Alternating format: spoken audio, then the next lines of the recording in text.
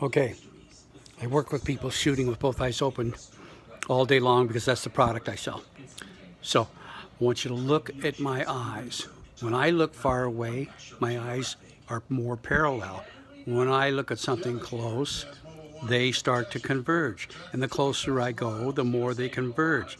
So I can't look at the end of the barrel of the gun without seeing double because my eyes are converging. So I'll see one barrel, but the closer I look, the more my eyes cross. And the more my eyes cross, the more the distance things go. So just remember this. I have people all the time, they'll say, oh, I shoot with both eyes open, and they go. I said, open your eye. Oh, it is open. Well, that may be open, but it's not open enough to get a whole lot of advantage to it. This is opened. That's opened. With the Occluder Sight, your other eye is just as open as it can be. Matter of fact, I tell people, open both eyes. Pick it up. I'll have somebody pick up a regular sight, and the first they're doing is they're going like this right off the bat. Even people that are experienced. And people that are inexperienced, they pick up my sight, and they actually pick it up, and they look. And they pick my sight because they can shoot it easily with both eyes open. Now remember, my sight isn't to focus on the front sight. It's look at your threat, never take your eye off the threat, which is what most of us do when we're looking at a threat. So you look at the threat. Your target, your sights might blur a little bit, but wouldn't you rather have a blurry set of one sight than a blurry set of two sets of sights? And that's the whole issue with the Occluder Sight.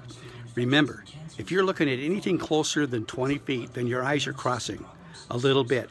And the minute they start to cross, then your target or your threat crosses and creates double.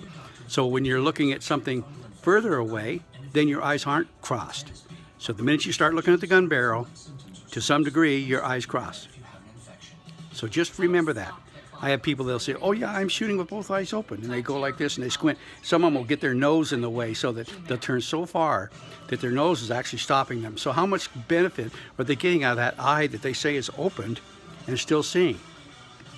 Another thing, with the Occluder Sight, when you're aiming, you bring it up. Since you don't have to turn your head this way, you can look straight on and you only see one image. You can use the progressive bifocal, looking straight on, and lift your chin just a little bit, and your front sight will actually be in focus with your target because you come up to this little V of your progressive lens and you can use it properly. But you can't do that this way, you can't do it this way, and you certainly can't go like this and squint in your eye. So the purpose of this is just to let you know that when you're looking at your front sight post or anywhere on that gun, you're crossing your eyes. And when you cross your eyes, you see double at the distance. So remember, the Occluder Sight's the only one that you can actually do it naturally. You never have to take your eye off the threat.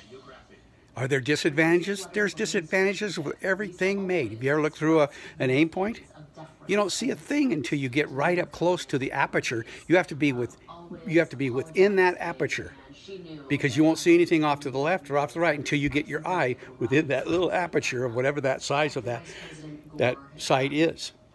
And yes, it'll be in focus, and yes, you'll see it. So there's the advantages to it. It was a secret mission. But it won't. With the Occluder Sight, you're watching that sight come all the way up to the target. You never take your eye off the target.